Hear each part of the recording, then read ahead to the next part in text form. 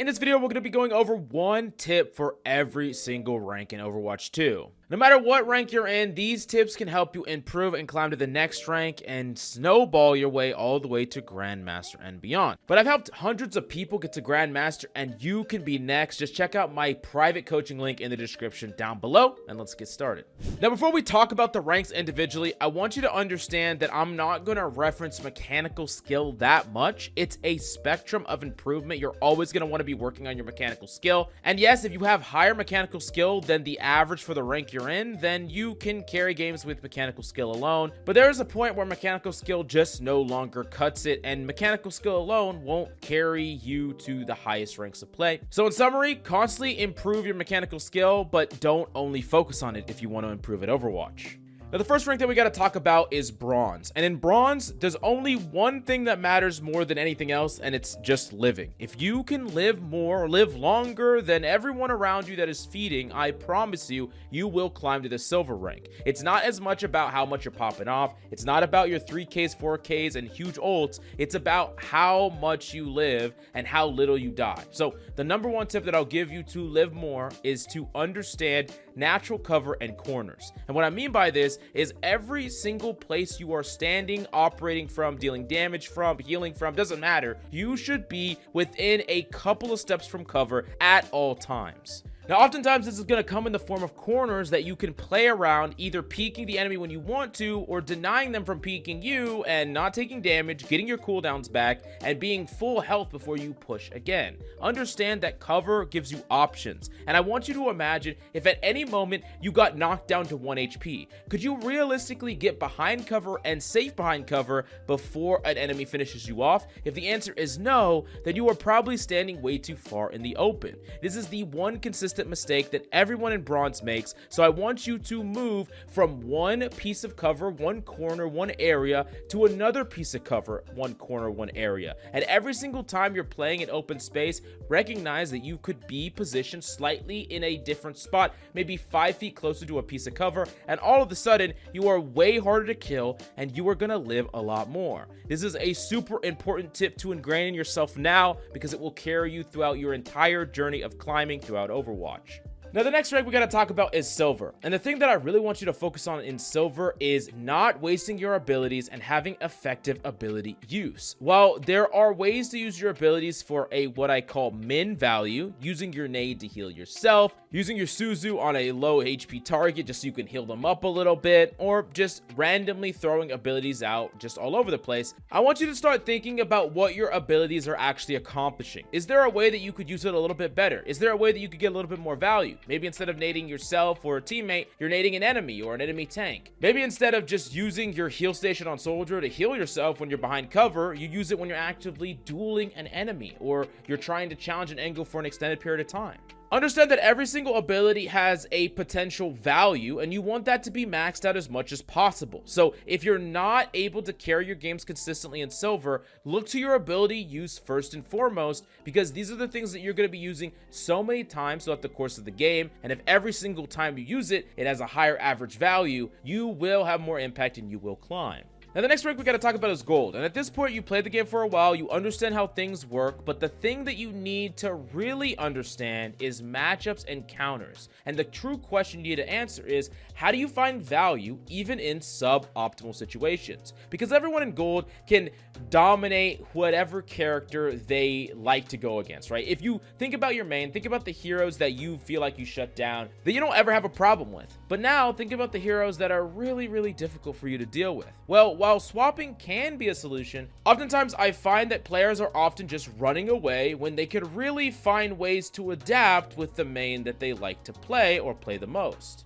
As an example, I've coached a lot of Genji players that the second they run into anything that is problematic for them, they would swap off of Genji, making it so they, one, don't play Genji all that much because there's a lot of situations where he's quote-unquote suboptimal, and two, they never learn how to get value even in the hard situations. And the thing is, if you could learn how to find value out of your hero even in suboptimal situations, you're going to be even better in the optimal ones. And the way to do this is to first find the strengths and weaknesses of of your hero. What is your character good at? What is your character bad at? And through that, find ways in which you can play to your character's strengths while avoiding or minimizing your character's weaknesses or potentially even weak matchups. And yes, I do understand that swapping is a very good tool to have, and it's something that I actually do suggest, but the harder it is for you to swap in a suboptimal situation, the better. The more value you can get in more situations, the better of a player you will become. And the only way that you can do that is by making sure that you're not running away from any and every inconvenience that you run across with your character in any game you play, because then you end up just running away forever and you're never improving in the ways that you need to become a diamond player or above.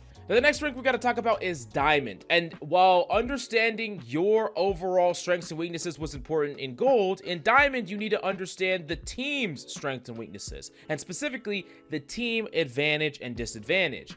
Oftentimes, you should know when your team and you should be pushing. When should you be retreating? Oftentimes, if you have a disadvantage, you should be backing up, giving space, allowing enemies to make a mistake until you have ultimates, you have pick advantage, you have health advantage, you have ability advantage, and maybe you could challenge again. Understand not only when the enemy team has an advantage, but when you can potentially turn that advantage if the enemy makes a particular mistake. This means that you should know how to play fights in an advantage. You should know how to play fights in a disadvantage, and you should understand who on both sides have that advantage. And it's really important that once you're at the stage, you have like a constant eye on that kill feed, knowing exactly how many people on both teams are alive or dead. Like, I should be able to insta turn off your screen, and you know exactly how many people are alive on both teams. This is something that you have to learn in the Diamond rank. The last thing that I would definitely suggest for you in Diamond is learn how to set up fights after you won. Remember, we talked about good positioning with natural cover, but also elements like the high ground and advantage positions are very important. And after you win a fight, you can reposition and set yourself up for the next one. So make sure every time you win a fight, you put yourself in the best next position for the preceding fight, and you're not just standing there like I've seen so many Diamond players do, and they're giving up value that they could potentially use to win the next fight for free. Now, next up is definitely the Masters rank, and in this rank, we go back to dying. And in Masters, I want you to never be dying useless deaths. And unlike the tip I gave in Bronze, where living matters more than anything, in Masters, you need to be hard on yourself for the deaths that you are having that were not needed, not acceptable deaths. And what is an acceptable death? Well, a death where your entire team is wiped, I would say that's pretty acceptable. A death that couldn't be prevented based on any prior information or positioning, maybe like a grapple widow headshot. That's an acceptable death if it happens, you know, only once or twice. And a death where you died to multiple ultimates. I would say that those are acceptable deaths. But other than that, there are not many acceptable deaths. If you're dying, especially first or second in a team, there was a vital mistake that you didn't play around, you didn't think about, and these are not deaths that you can just brush over. These are deaths that you have to learn from. The only way to improve is by learning from these deaths, learning from these mistakes, and improving for the next game, the next round, the next moment, because otherwise you will keep making these mistakes and you will keep losing because of them. Remember, the goal is to reduce the mistakes you're making in every game. While gold players are probably making 30, 40, 50 mistakes in a game, Masters players should not be making more than 10, 15, and Grandmaster players, top 500 players, might be making, 10 or less. And this is super important because it tells you that if you slowly eradicate these mistakes, you will 100% climb, and that's why you can't brush over any of these deaths that should not have happened. Another thing you need to learn in Masters is properly applying risk versus reward. What is the risk for trying to go for an ult play, going for a clutch, going for a potential 1v1, and what is the reward? Oftentimes, players in lower ranks will take a 1v1 or pop their ultimate, where if things go wrong, they don't foresee the consequences. They don't foresee that if they die or lose the 1v1, then no one's there to protect their support and they lose the game, when they actually had a whole bunch of ultimates coming up where they could have won the fight for free. But instead, they took a risky 1v1 that wasn't needed, so the reward was negligible. Or maybe someone doesn't pop their ultimate when it's actually last fight, and they didn't realize that they are not gonna get another fight, and so there was no risk, only reward if they clutched up, so they might as well have tried.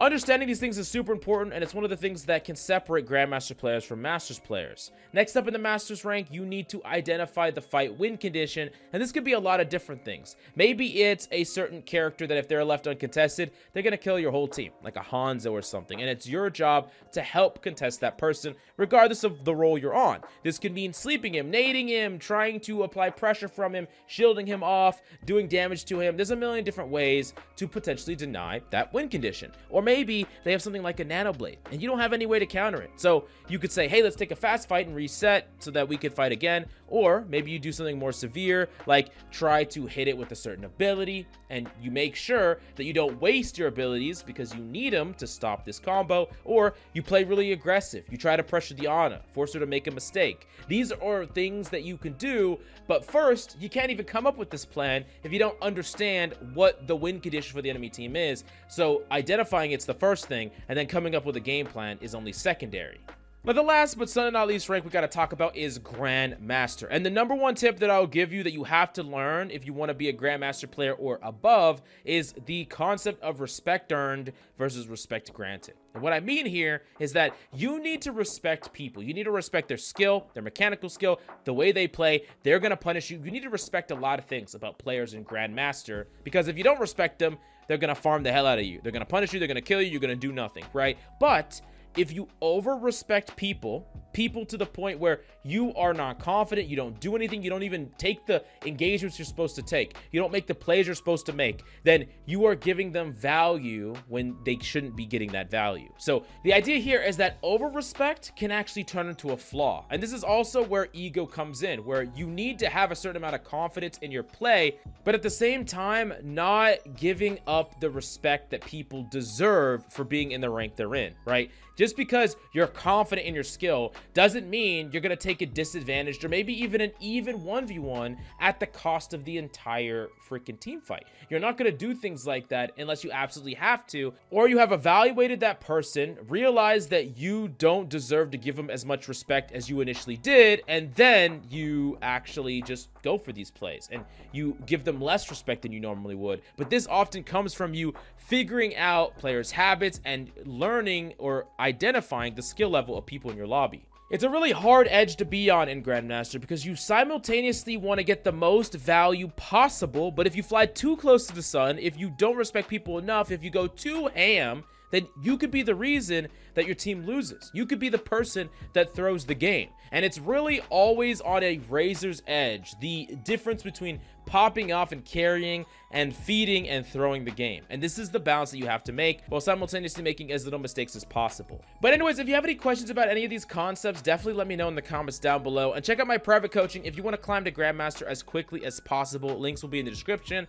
Thanks so much for coming by, and I'll see you next time.